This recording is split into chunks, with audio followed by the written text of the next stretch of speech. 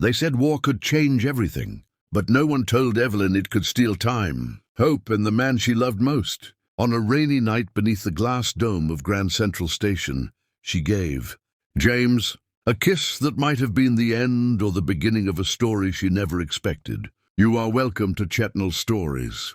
We bring you stories that touch the heart and inspire the soul. Please do remember to subscribe to the channel and leave your comments. The sound of rain pattered against the glass dome of Grand Central Station that evening. Commuters rushed past with umbrellas, heels clicking on marble floors, announcements echoing through the vast hall. But for Evelyn Carter, the world had slowed into unbearable silence. Her hands trembled as they clung to James Whitmore, the man who had been her anchor since she was 18. His uniform was pressed, his duffel bag at his side, his jaw clenched as though he were holding back the weight of the world. He was leaving for the front lines, drafted into a war that no one wanted. But that swallowed men whole without asking permission. Evelyn's lips quivered. "Promise me, James. Promise me you'll come back." James cupped her face in both hands, his eyes never leaving hers. The clock above the platform ticked loudly, mercilessly counting down the seconds. He pressed his lips to hers, a kiss drenched in desperation, passion, and the silent terror of farewell. "This isn't goodbye, Evelyn," he whispered against her lips. "This is just the last kiss before I return." But deep down, both feared it might be the end. The whistle blew, the train groaned forward, and just like that, James was gone, swallowed by the iron beast and the war beyond. In the first weeks, Evelyn lived on hope.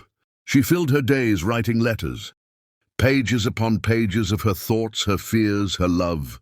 Every night she walked to the post office, dropping them in the box, as if each one carried a prayer across the ocean.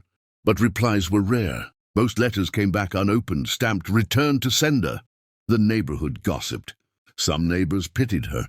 Others whispered cruelly, "Poor girl, she'll wait forever for him." Evelyn refused to believe them. Every evening she sat by the window, the dim lamp burning beside her, waiting for the postman's steps on the gravel road. And then, one afternoon, a battered envelope arrived. Her heart raced as she saw his handwriting, shaky, uneven, but his. She tore it open. "If you are reading this, Evelyn, I may not make it home. But know this, my last kiss was not a goodbye, it was a promise. A promise that even if my body falls, my love will never leave you." Tears blurred her eyes as she pressed the paper to her lips, her heart breaking yet holding on. 2 years passed. Seasons changed, but Evelyn's life remained paused, like a record stuck on a single note. She worked in a small bookstore on Fifth Avenue, her days filled with the scent of old paper and the chatter of customers. She smiled when she had to, but her eyes carried shadows. It was at that bookstore that she met Daniel Harris, a kind widower with warm eyes. He had lost his wife to the same war, and his grief mirrored hers. Over cups of coffee, he listened to her stories of James, never mocking her hope, never telling her to let go. Slowly, Evelyn began to breathe again. Daniel's presence was gentle, steady, like the quiet lull of waves against the shore. She did not love him, not in the way she had loved James, but he reminded her that life still existed. Just when her heart was learning to stitch itself back together, there was a knock at the door. She opened it and froze. It was James, but not the James she remembered. His face bore scars, his body was thinner, his eyes clouded with a darkness she didn't recognize. He had been declared dead, but here he stood, alive and broken. The reunion was not the joyful embrace Evelyn had once dreamed of. Evelyn's heart twisted. She wanted to run into his arms, but guilt held her back. She thought of Daniel, of the comfort he had given her, of the nights she leaned on his shoulder when grief became too heavy. James noticed her hesitation. His voice broke. "Maybe that kiss really was the last, Evelyn. Maybe I don't deserve to step back into your life." The silence between them stretched like a canyon. In the weeks that followed, Evelyn's life became a storm of conflict. With James back, memories flooded her. Every laugh they shared, every dream they whispered. But the man before her was not the same boy who left her at the station. James explained he had been captured, imprisoned in a foreign land, and tortured.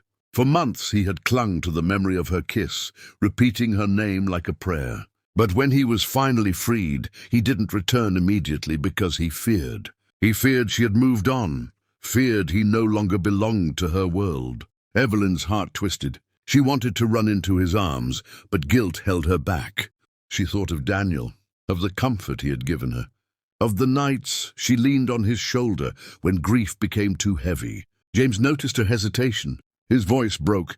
Maybe that kiss really was the last, Evelyn. Maybe I don't deserve to step back into your life. The silence between them stretched like a canyon. In the weeks that followed, Evelyn's life became a storm of conflict. With James back, memories flooded her.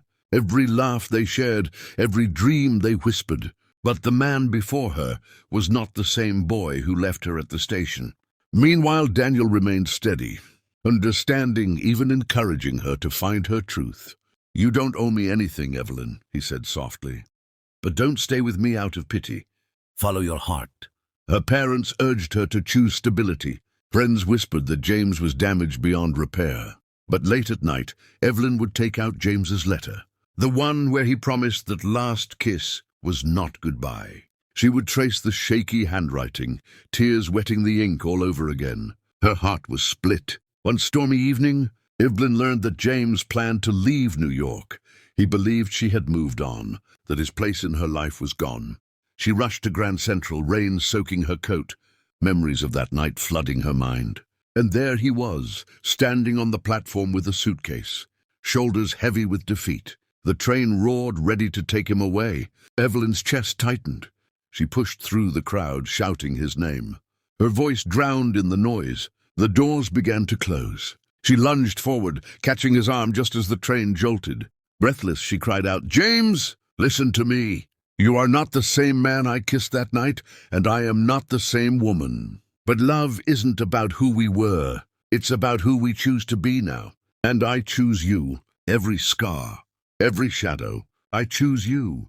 James' eyes filled with tears. His defenses crumbled. And there, under the gaze of strangers, he kissed her again, not desperate, not broken but whole. It was not the final kiss. It was the beginning of forever. Sometimes love doesn't return in the shape we remembered. It returns, scarred, changed, and trembling. But when we choose it again, despite the pain, it becomes something unbreakable. The final kiss is never really the end. It's the moment love learns how to begin again. And so, beneath the vaulted arches of Grand Central, Evelyn discovered a truth that only love and war could teach. The final kiss was never the end. It was the bridge between who they were and who they had become. Love had returned, not perfect, not unscarred, but real, chosen, and stronger than time itself. Remember this, your story is beautiful and it matters. Until the next story, stay hopeful, stay kind, and never stop believing in love's return.